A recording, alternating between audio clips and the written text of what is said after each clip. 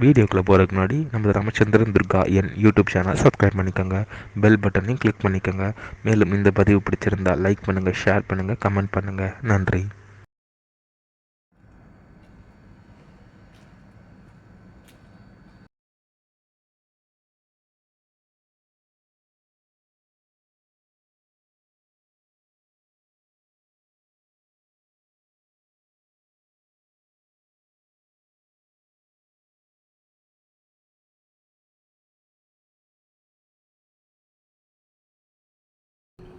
श्रीगुरुभ्यो नमः.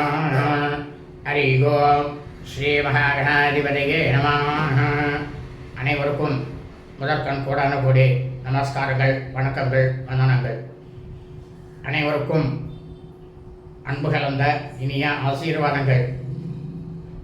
நமது ராமச்சந்திரன் துர்காயன் என்ற யூடியூப் சேனலிலே வரவிருக்கும் தமிழ் வருஷம் பராபவ வருஷத்தில் வைகாசி மாதத்தில் நவக்கிரகங்களிலேயே 100% சுபக்கிரகமாக இருக்கக்கூடிய பிரகஸ்பதி கிரக பகவான் குரு பகவானாகப்பட்டவர் மிதுன ராசியிலிருந்து கடக ராசிக்கு பெயர்ச்சியாகிறார். அதனால் ரிஷபராசி மெய்யன்பர்களுக்கு எப்படி இருக்கும் இந்த ஒரு வருட காலம் என்பதை பற்றிய முழு விளக்கம்தான் இந்த வீடியோ பதிவு. இதுவரை தாங்கள் அனைவரும் தங்களது ராசிக்கு 11ஆம் இடமாகிய லாபஸ்தானத்தில் சனீஸ்வர பகவான் அமர்ந்திருப்பதாலும் அதே லாபஸ்தானத்தை குரு பகவானாகப்பட்டவர் தனது 9ஆம் பார்வையாக லாபஸ்தானத்தில் பார்வையை செலுத்த இருப்பதாலும் தாங்கள் அனைவரும் தினந்தோறும் இப்பொழுது சொல்லக்கூடிய ஸ்லோகத்தை சொல்லிக்கொண்டு மேன்மேலும் க்ஷேமம் அடைவதற்கு சனீஸ்வர பகவான் குரு பகவானுடைய கிருபா கடாட்சத்தை பெற வேண்டுமாய் அன்புடன் கேட்டுக்கொள்கின்றோம். ஸ்லோகம்: தேவானாஞ்ச ருஷீணாஞ்ச குரும் காஞ்சன சந்நிபம் புத்திபூதம் திரிலோகேஷம் தம் நமாமி பிருகஸ்பதிம் நீலாஞ்சன சமாபாசம் ரவிபுத்திரம் யமாக்ரஜம் சாயாமார்த்தாண்ட சம்பூதம் தம் நமாமி சனைச்சரம். இந்த 2 ஸ்லோகத்தையும் சொல்லிட்டு தினந்தோறும் உங்களது அன்றாட பணிகளை துவக்கினீர்களேயானால் எந்த விதமான தடங்களும் இல்லாமல் பிரம்மாண்டமாக பிரமாதமாக தங்களது வாழ்க்கையானது இருக்கும் என்பதை அன்புடன் தெரிவித்துக் கொள்கின்றோம். ஸ்ரீராமஜெயம். குரு பெயர்ச்சி பலன்கள். கலியுக தமிழ் வருஷம் 5127 5128. ஆங்கில வருஷமானது 2026 2027 பற்றிய முழு விளக்கம். நமது ராமச்சந்திரன் துர்கா என்ற யூடியூப் சேனலிலே குரு பெயர்ச்சி பலன்கள் கலியுக தமிழ் வருஷம் 5127 5128, ஆங்கில வருஷம் 2026 2027 குரு பெயர்ச்சி பற்றிய முழு விளக்கம் என்கின்ற தலைப்பில் இந்த குரு பெயர்ச்சி பலன்களானது பிரகஸ்பதி கிரக பகவான் குரு பகவானை பற்றி மிகவும் விளக்கமாக பெருவிடப்பட்டு தினந்தோறும் பெருவிடப்பட்டு வருகின்றோம் என்று அடியனுடைய அனைத்து அன்பு இதயங்களுக்கும் அன்புடன் தெரிவித்துக் கொள்கின்றோம். நம்ம சேனலில் இன்றைய வீடியோ பதிவானது நவக்கிரகங்களிலேயே 100% சுபக்கிரகமாக இருக்கக்கூடிய பிரகஸ்பதி கிரகம் குரு கிரக பகவான் மிதுன ராசியிலிருந்து கடகம் ராசிக்கு பராபவ தமிழ் வருஷம் வைகாசி மாதம் 12/2/5127 நாள் 26/5/2026 செவ்வாய்க்கிழமை என்று காலை சரியாக 11:01 மிதுனம் ராசியிலிருந்து கடகராசிக்கு பயிற்சியாகிறார். இவர் கடகராசியில் பிளவங்க தமிழ் வருஷம் கலியுக தமிழ் வருஷம் 5128 வைகாசி மாதம் வரை இருப்பார். ஆகவே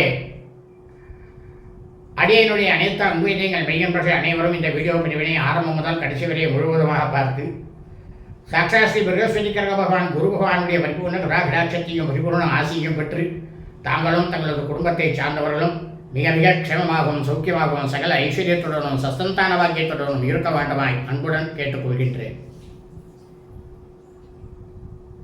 இன்றைய வடிவானது பிரகஸ்பதி கிரகம், குரு கிரக பகவானாகப்பட்டவர். இந்த குரு பகவானுடைய குரு பெயர்ச்சி ரிஷபம் ராசிக்காரர்களுக்கு உண்டான ஒரு வருட பலாபலன்கள் பற்றிய முழு விளக்கம்தான் இன்றைய வீடியோ பதிவு. இந்த ரிஷபராசிக்கு அதிபதி யார்? சுக்கிர பகவான். அவர் அசுர குரு.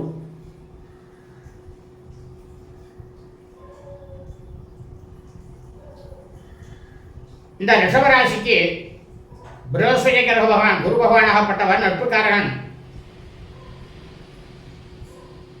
ஏன் நட்புக்காரகன்? இந்த ரிஷபராசியிலே அடங்கி இருக்கக்கூடிய நட்சத்திரங்களானது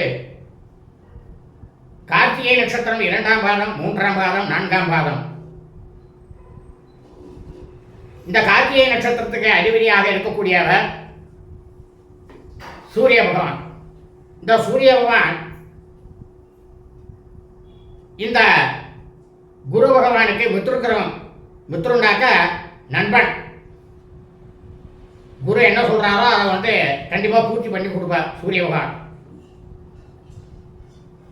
ஆனா இந்த கார்த்திகை நட்சத்திரம் இருக்கே, இது தீதிரு நட்சத்திரம்.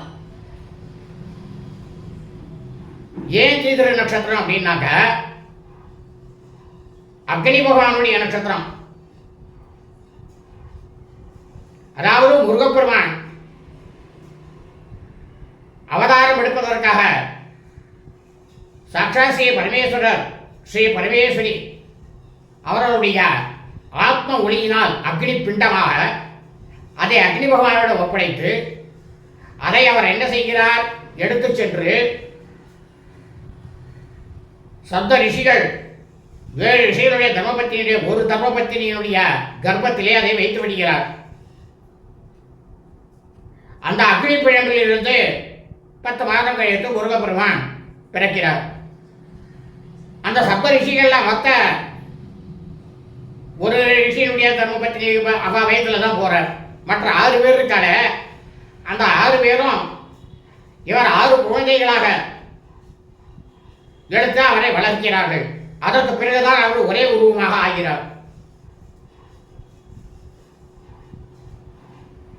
அந்த கார்த்திகை நட்சத்திர பெண்கள் இவரை எடுத்து வளர்த்ததினால் அந்த ரிஷிகளினுடைய தர்மபத்தினர்களுக்கு சாட்சாத் பரமேஸ்வரர், நீங்கள் அனைவரும் ஆகாயத்திலே கார்த்திகை நட்சத்திரமாக இருங்கள் அப்படின்னு அவளுக்கு வரம் கொடுக்கிறார். இதுதான் உண்மை. ஆனா இந்த முருகப்பெருமான் பிறந்தது எதுல? விசாகம் நட்சத்திரம். அது அப்புறமா நான் உங்களுக்கு சொல்றேன். அவரை எடுத்து வளர்த்ததுனால. இரண்டாவதாக ரோகிணி நட்சத்திரம். இந்த ரோகிணி நட்சத்திரம் 1, 2, 3, 4 பாதங்கள் அடங்கும் இந்த ரிஷபராசியில. இந்த ரோகிணி நட்சத்திரம்ங்கிறது சந்திர பகவான். அவர் தான் இந்த ரோகிணி நட்சத்திரத்துக்கு உச்சமாக இருந்த அவர் அதிபதி. இந்த சந்திர பகவான் ஆகப்பட்டவர் பிரகஸ்பதி கிரகவானுக்கு, குரு பகவானுக்கு மித்ருக்கிரகம் நண்பன். அதற்கு பிறகு இந்த ரிஷபராசியிலே மிருகேசி ரிஷப நட்சத்திரம். ஆனால் இந்த ரோகிணி நட்சத்திரம் இருக்கு பார்த்தீங்களா, அந்த ரோகிணி நட்சத்திரமானது அதை அவதாரம் எடுத்தது சாட்சாத் ஸ்ரீ கிருஷ்ண பரமாத்மா, ஸ்ரீ துர்கா பரமேஸ்வரி. இவன் 2 பேருமே அந்த நட்சத்திரத்தில் அவதாரம் எடுத்தவா. அதனாலதான் கிருஷ்ண பரமாத்மாவுக்கு 8 வயசு ஆகும் பொழுது அவருடைய தாய்மாமன கம்சனை வதம் பண்றார் 8 வயசுல. அதனால்தான் யாருக்காவது குழந்தை, ஆண் குழந்தை ரோகிணி நட்சத்திரத்தில் பிறந்ததுன்னா தாய்மாமனுக்கு அந்த 8 வயசு வரும்போது ஆகாது.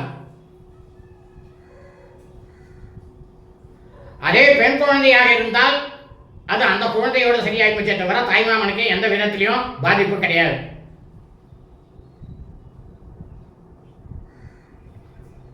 அடுத்ததாக மிருகசீரிஷ நட்சத்திரம் 1 மற்றும் 2ஆம் பாதங்கள் இந்த ரிஷபராசியில் அடங்கும். இந்த மிருகசீரிஷ நட்சத்திரத்துக்கு அதிபதி யார்? செவ்வாய் பகவான், அங்காரகன். இந்த அங்காரகர பகவான் செவ்வாய் பகவான் ஆகப்பட்டவர் குரு பகவானுக்கு மித்ருக்கிரகம், நண்பன். அதே இந்த மிருகசீரிஷ நட்சத்திரம் யாருக்கு சொந்தம்? சாட்சாத் பூமாதேவி. அந்த பூமாதேவியிலும் யார் யார்? சீதா பிராட்டியார்.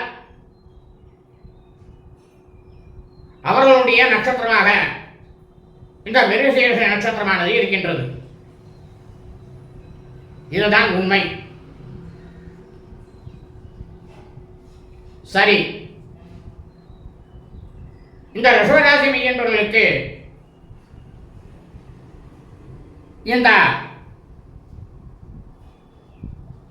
எப்படி இருக்கும் என்று பார்த்தமையானால், ரிஷபராசி மெய்யன்பர்களே, இதுவரை உங்களுடைய ராசிக்கு 2ஆம் இடத்தில், அதாவது தனஸ்தானத்தில் இருந்த, முதலத்தில் இருந்த குரு பகவானாகப்பட்டவர் சுகஸ்தானமாக இருக்கக்கூடிய 3ஆம் இடத்திற்கு அவர் சென்று உங்களுடைய ராசிக்கு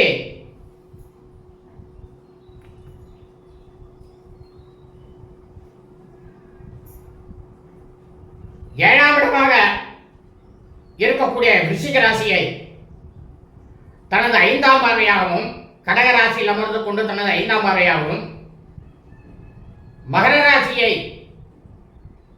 அதாவது உங்களது ராசிக்கு மகர ராசியானது பாக்கியஸ்தானம் 9ஆம் இடம், அந்த இடத்தை தனது 7ஆம் பார்வையாகவும், உங்களது ராசிக்கு 11ஆம் இடமாக இருக்கக்கூடிய லாபஸ்தானமாக இருக்கக்கூடிய மீனராசி, அந்த மீனராசியானது அவருக்கு ஆட்சி பலம் பெற்ற வீடு, தன்னுடைய சொந்த வீட்டை தனது 9ஆம் பார்வையாகவும் பார்க்க போகிறார். ஆஹா,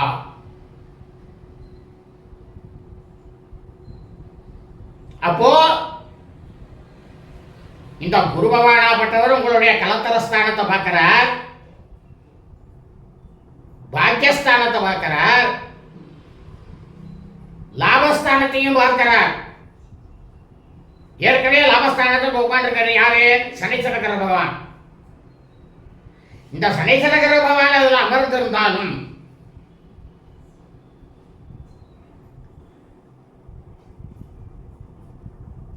அவர் குரு கடகத்தில் உச்சம். அதனால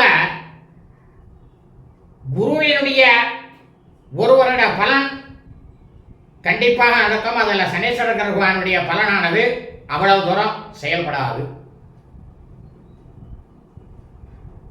அப்படின்னா என்ன அர்த்தம்? இந்த சனீஸ்வர பகவானும் குரு பகவானும் உங்களுக்கு அள்ளி கொடுக்க போறார். 2 பேருமே, 2 கிரகங்களுமே அள்ளி கொடுக்க போறது உங்களுக்கு. அதுல எந்த சந்தேகமும் கிடையாது.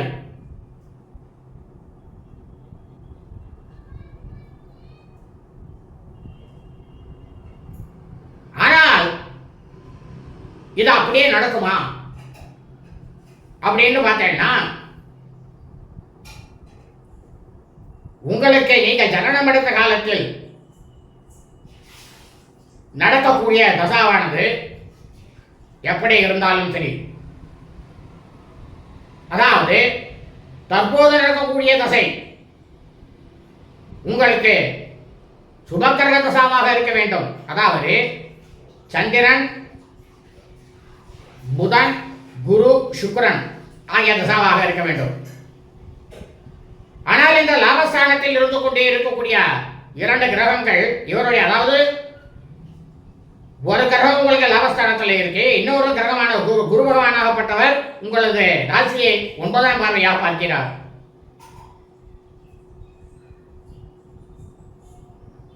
அந்த 9ஆம் பார்வை தான் ஏன்னா குரு பகவானுக்கு அவர் அமர்ந்திருக்க இடத்துல இருந்து 5, 7, 9 ஆகிய இடங்களே அவர் பார்ப்பார்.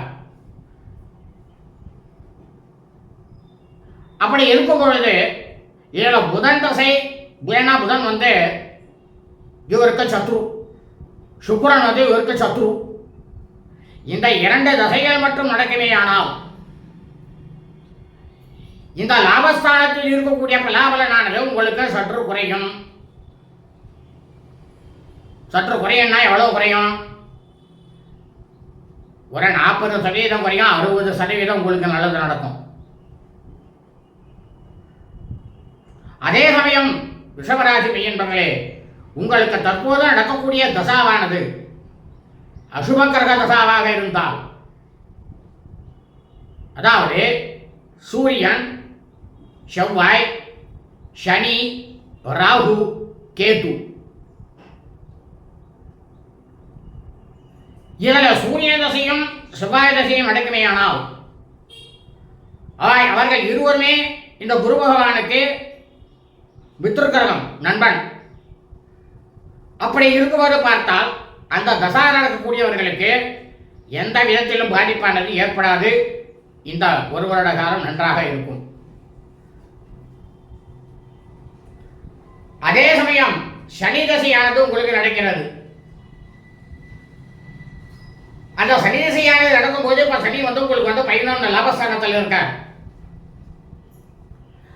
அந்த லாபஸ்தானத்தை வந்து குருவானவர் தனது 9ஆம் பார்வையா பார்க்க போறார். இந்த சனி பகவான் வந்து இவருக்கு சமமானவர்.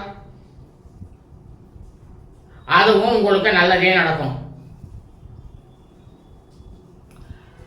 ஆனா இழக்கரங்களாக இருக்கக்கூடிய ராகு, கேது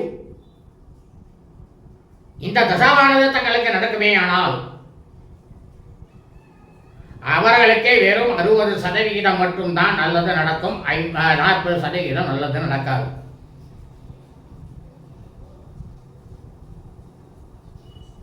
ஆனால் அதே சமயம்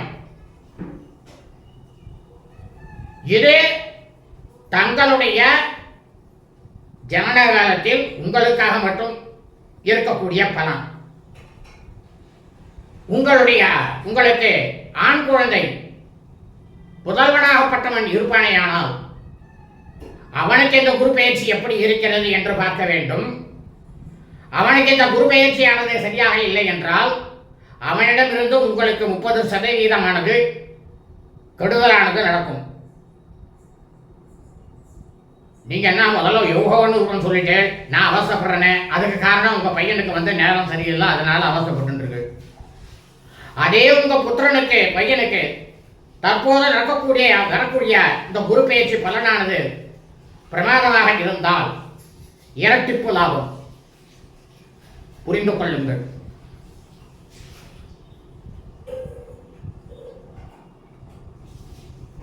ஆனால் இந்த குரு பயிற்சியானது தங்களுக்கு புதவன் இல்லை, எங்களுக்கு வெறும் பெண் குழந்தை மட்டும்தான் இருக்காள் அப்படின்னா அந்த குழந்தைகளோட அது சரியா போச்சு. தாயார் தோப்பனாருக்கு எந்த விதத்தில் லாபம் கிடையாது. இதான் உண்மையான சாஸ்திரம்.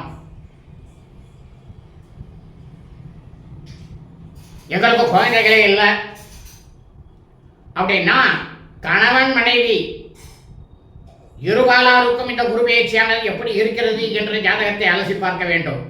ஒருவருக்கு நன்றாக இருந்து ஒருவருக்கு நன்றாக இல்லை என்றால் கணவனுக்கு நன்றாக இல்லை, மனைவிக்கு நன்றாக இருக்குன்னா மனைவிக்கு இவருக்கு வந்து ஒரு 30% வந்து சேரும். இதே மனைவிக்கு நன்னா இல்லை, கணவனுக்கு நன்னா இருக்குன்னாக்கா இந்த கணவர்கிட்ட இருக்கக்கூடியது 30% அங்கே போகும், அங்கேருந்து இங்கே கட்டது வரும். ஸோ 2 ஈக்குவலாக அப்படியே மாறிட்டே இருக்கும். அவ்வளோ தூரம் வந்து சிலாக்கியமாக இருக்குன்னு சொல்ல முடியாது. சரி, விவாகமே ஆகலை. அப்படி விவாகமே ஆகாமல் இருக்கக்கூடிய நண்பர்களுக்கு அவர்களுடைய கர்மபலன் என்னவோ அதன் பிரகாரம் தான் இந்த குரு பயிற்சியானது நடக்கும். மொத்தத்தில் ரிஷபராசி பையன்கள் மிகவும் கஷ்டப்பட்டு கொண்டு இருந்தீர்கள். இன்னைக்கு நேற்றுக்கு இல்லை, கிட்டத்தட்ட ஒரு 12 வருஷமா நீங்க அவசரப்பட்டு தான் இருக்கு. இப்பத்தான் நீங்க வந்து சரியா ஆவே. ஏன்னா இது பொற்காலம். இதை வந்து நீங்க வந்து நல்லா உபயோகப்படுத்திக்கணும். எப்படி இருக்குங்கிறத வந்து நீங்கள் வந்து பார்க்கணும். உங்களுடைய ஜாதகத்தை அலசி போட்டு பாருங்க. இந்த பொற்காலத்தை வந்து தாங்கள் வந்து விஷயத்தம் செய்ய வேண்டாம். ஏன்னா இந்த கார்த்திகை நட்சத்திரம் மட்டும்தான் இதில் வந்து தீதுரு நட்சத்திரம் தான். தீதுரு நட்சத்திரத்துக்கு கூட இவர் வந்து நல்லது செய்ய போறார்.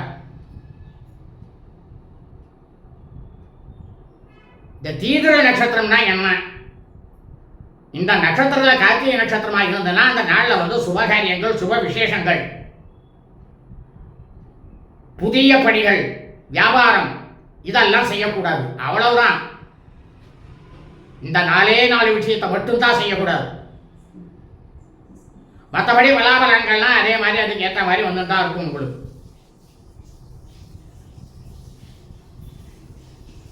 மேலும் ரிஷபராசி என்பவர்களே, இதுவரை உங்களுடைய ராசிக்கு 2ஆம் இடத்தில் இருந்த குரு பகவான் பராபவ கலியுக தமிழ் வருஷம் 5127 வைகாசி மாதம் 12/2/5127 நாள் 26/5/2026 செவ்வாய்க்கிழமை காலை 11:01 முதல் உங்களது ராசிக்கு 3ஆம் இடமாக இருக்கக்கூடிய சுகஸ்தானத்தில் செவ்வாய்க்கிழமை, அதாவது கடகராசியில் ஐப்பசி மாதம் 3/7/5127 நாள் 20/10/2026 செவ்வாய்க்கிழமை அன்றைய தினம் மாலை வரை அவர் கடகராசியில் இருப்பார். நல்லா புரியுங்க. இந்த 6 மாதம் 26 நாள் கடகராசியில் உட்காந்து உங்களுக்கு இந்த 6 மாதம் 26 நாள் பிரமாதமாக கொடுக்க போறார். பிரம்மாண்டமா அள்ளி அள்ளி அள்ளி அள்ளி கொடுக்க போறார்.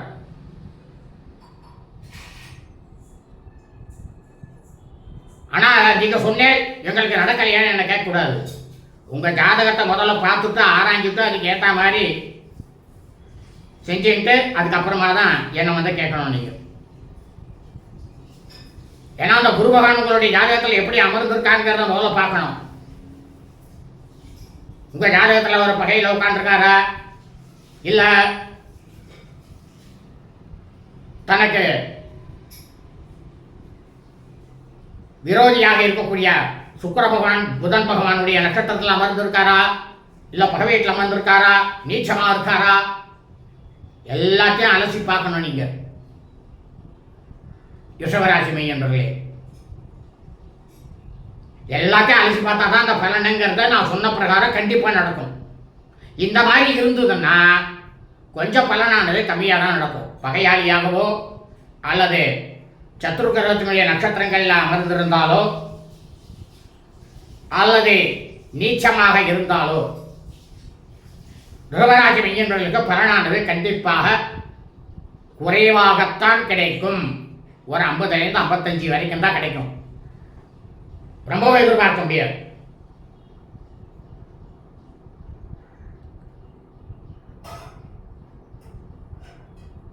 அதற்கு பிறகு இந்த குரு பகவானாகப்பட்டவர் உங்களுடைய ராசிக்கு 4ஆம் இடமாக இருக்கக்கூடிய அர்த்தாஷ்டமஸ்தானம்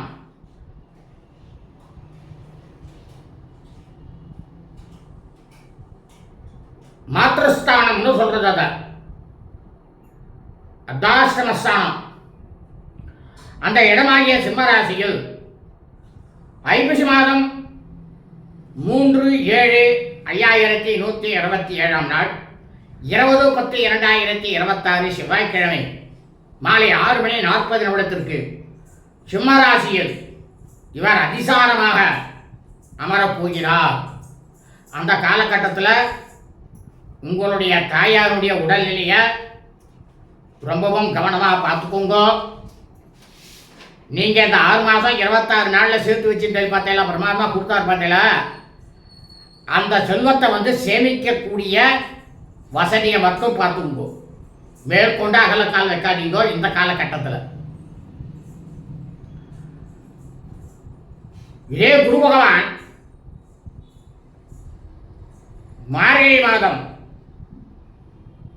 7/9/5127 நாள் 22/12/2026 வெள்ளிக்கிழமை காலை 10:40 முதல் மாசி மாதம் 1/11/5127 நாள் 13/2/2027 சனிக்கிழமை பிற்பகல் 1 மணி வரை சிம்மராசியில் வக்கரமாக அமர்ந்து கொண்டிருப்பார்.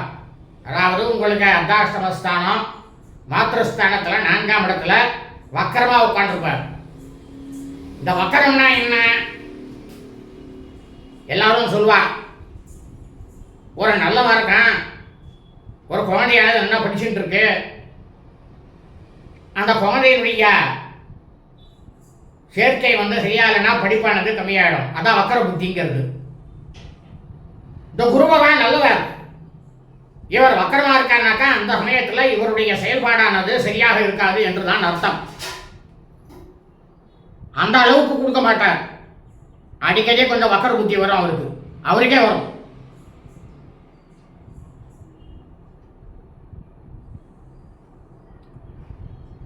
அதன் பிறகு இந்த குருபவனாகப்பட்டவர் மீண்டும் மாசி மாதம் 1/11/5127 நாள் 13/2/2027 சனிக்கிழமை அன்று பிற்பகல் 1 மணி முதல் உங்களது ராசிக்கு 3ஆம் இடமாகிய கடகராசி சுகஸ்தானத்தில் விலவங்க வருஷம் கலியுக வருஷம் 5128 வைகாசி மாதம் வரை கடகராசியில் வக்கரமாகத்தான் அமரப் போகிறார். இப்போ கடகராசியில் ஒரு உச்சம் மறுபடியும் வர்றார், அங்கேயும் வக்கரமாக தான் உட்கார்றார். அப்போ இந்த குருபேசியானது தங்களுக்கு 6 மாதம் 26 நாட்கள் மட்டும்தான் ரொம்பவும் பிரமாதமாக இருக்கு. அதற்கு பிறகு பார்த்தோமேயானால் சற்று குறையிறது. அந்த குறையிற காலத்துக்குள்ள ஆமா இவர் கூப்பிட்டு இருக்கார், அது அப்புறமா தானே வரப்போறது, அப்புறமா நம்ம பார்த்துக்கலாம் அப்படின்னு அலட்சியமா இருக்கக்கூடாது. நீங்க என்ன செய்யணும்னா, அப்பா குரு பகவானே, நீங்க 6 மாதம் இந்த 26 நாள் எங்களுக்கு நல்லது நிறைய கொடுங்க, அதுக்கப்புறமா இருக்கக்கூடிய காலகட்டத்தில் எங்களோட வாக்கி எடுக்கக்கூடாதுன்னு சொல்லிட்டு அவர் ஆரம்பிக்கும் பொழுதே, அவர் பயிற்சி ஆகும் பொழுதே அவரை திருப்திப்படுத்தணும். அது எப்படி திருப்திப்படுத்துறது? உங்களுடைய கிரகத்தில் இல்லத்தில் வீட்டில் நவக்கிரகமானது கண்டிப்பாக செய்யணும். எந்த பயிற்சி ஆனாலும் சரி அந்த பயிற்சி ஆகும் பொழுதே செய்யணும். ஏன்னா இந்த பயிற்சிங்கிறது என்னன்னு கேட்டேன்னா, ஒரு விருந்தாளியாகப்பட்டவர்கள் நமது இல்லத்திற்கு கிரகத்திற்கு வந்துட்டு அவ திருப்பி அவ வீட்டுக்கே போற மாதிரி தான் அர்த்தம். இதை நமக்கு ஸ்திரம்னு சொல்ல முடியாது. மனிதனாக பிறந்தவர்களுக்கு சந்தோஷமும் இருக்கும், துக்கமும் இருக்கும், கஷ்டமும் இருக்கும், லாபமும் இருக்கும், நஷ்டமும் இருக்கும். இதுதான் மனித வாழ்க்கை. இதை எப்பப்ப எது நடக்குங்கிறத பிரிச்சு காட்டுறது தான் நவக்கிரக ஒவ்வொரு கிரகத்தினுடைய தன்மைகள், அதனுடைய சிறப்பு. அந்தந்த நேரத்தில் அது அப்படியே காமிச்சிட்டு போகும்.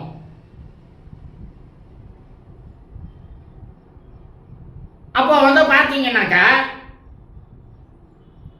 அப்போ அவளை நம்ம திருப்திப்படுத்தணும்.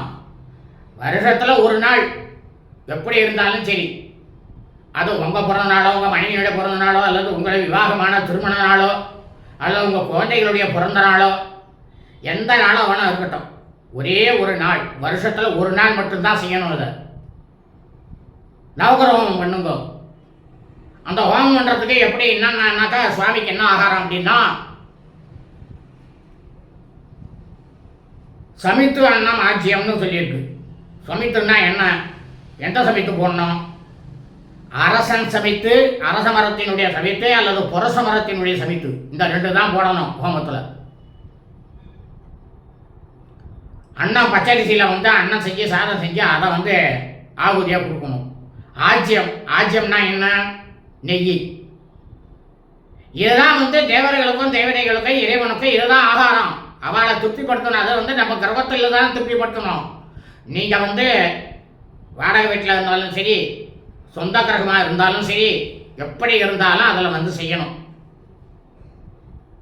ஏன்னா அங்கே தான் அவள் குடிக்கணும்னு இருக்கா. கோவிலுக்கெல்லாம் போங்க, உங்களை நான் வேண்டான்னு சொல்லவே இல்லை.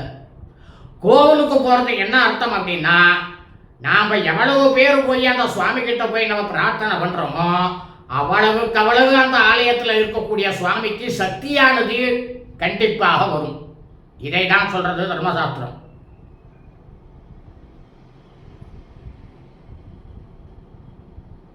முடிந்தவரை ஒவ்வொரு வியாழக்கிழமையும் நவகிரகத்தில் இருக்கக்கூடிய குரு பகவானுக்கும் தட்சிணாமூர்த்தி சுவாமிக்கும் 2 அகல் விளக்கு நல்லெண்ணெயை விட்டு திரி போட்டு விளக்கை ஏற்றிட்டு வாங்கும். ஆனால் அகல் விளக்கை நீங்கள் தான் திரும்பணும், திரி நீங்கள் தான் திரும்பணும், எண்ணெயை திரும்பணும், தீப்பெட்டியை நீங்கள் தான் திரும்பணும்.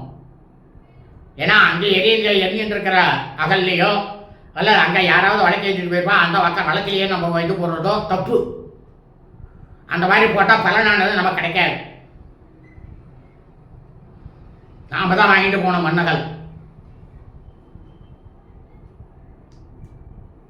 எதுக்காகனா உங்களுக்கு அந்த 6 மாதம் 26 நாள் கழிச்சு வரக்கூடிய அந்த தாக்கத்தை வந்து இவர் வந்து கண்டிப்பாக கொடுக்க மாட்டார். அவ்வளவா கொடுக்க மாட்டார். தாக்கத்தை கொடுப்பார், வந்ததும் தெரியும், போனதும் தெரியாது. அந்த மாதிரி ஆகிடும். அதுக்காகத்தான் இதை பண்ண சொல்றது.